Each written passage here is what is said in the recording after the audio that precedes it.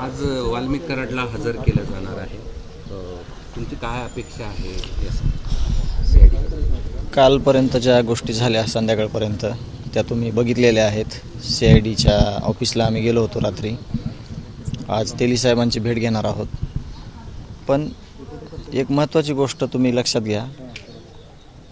मी पण तुम्हाला काही प्रश्न विचारेल, तुम्ही मला त्याचं उत्तर देणं अपेक्षित आहे.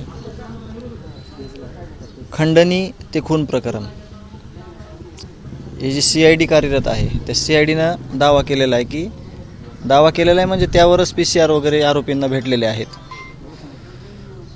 खंडणी ते खून प्रकरण ह्याच्यातले जे सगळे कटकारस्थान करणारे आरोपी आहेत, ह्याच्यात जे दोषी आहेत त्यांना 302 कलम लावून त्याच्यावर मोका अंतर्गत कारवाई करून त्यांना फाशीची शिक्षा झाली पाहिजे, ही माझी मागणी आहे. आणि ती मागणी एकदम पुराव्यासकट आहे. त्याच्यामुळे सगळ्यांना मोका आणि 302चं कलम लागलं पाहिजे. आज कोर्टात हजर केलं जाणार आहे. तुमची काय अपेक्षा आहे न्यायालयाकडून? नाही, न्यायालयाकडून म्हणण्यापेक्षा सगळे जे प्रशासन आहे, जे डिपार्टमेंट आहेत, सगळे पोलीस प्रशासन आहे, CID आहे, SIT आहे, मुख्यमंत्री साहेब आहेत, त्यांच्याकडून एकच अपेक्षा आहे की माझ्या भावाला ज्या प्रकारे हत्या केली, माझ्या भावाची ही हत्या ही खंडणीतून झाली आहे. त्याची सुरुवात खंडणीतून आहे. खंडणी आणि खून प्रकरणातील आरोपी एकच आहेत.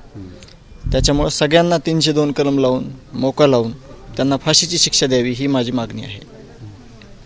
SITच्या पथकामधील काही अधिकारी जे आहेत ते कर्मचारी बदलण्यात आलेत का? त्याच्यात अजून काही बदल आहेत ते आम्ही सुचवलेले आहेत. आता जे नवीन अधिकारी आहेत त्यात कोणत्या नावावर तुम्हाला आक्षेप आहे? आक्षेप कोणावरच नाही. ॲडिशनल नावं 2 आम्ही घ्यायला सांगितलेत. ते संध्याकाळपर्यंत येणं अपेक्षित आहे. माझं आत्ता बोलणं झालंय, त्यानंतर ते येतील अशी अपेक्षा आहे मला. एक DYSP कुमाव त्यांचं नाव तुम्ही पुढे केलं होतं ते आलं नाही नाव, पण जे बाकीचे नावं आहेत ते ठीक आहेत. पण समजा 2 नावं जे ॲडिशनल आहेत, जे पहिले दिले होते कुटुंबाच्या मनावर, ते आलेले नाहीत, तर ते येतील अशी अपेक्षा आहे. मी त्यांना आत्ताच थोड्या वेळापूर्वी तुम्ही आले ते त्यावेळेस बोललेलो आहे. उपमुख्यमंत्री एकनाथ शिंदे तुमच्यासोबत संपर्क करणार होते, झाला काही संपर्क नाही झाला. रेंज नव्हती, ते गावाकडे होते, त्याच्यामुळे त्यांचा माझा संपर्क नाही झाला. ABP माझा, उघडा डोळे बघा नीट.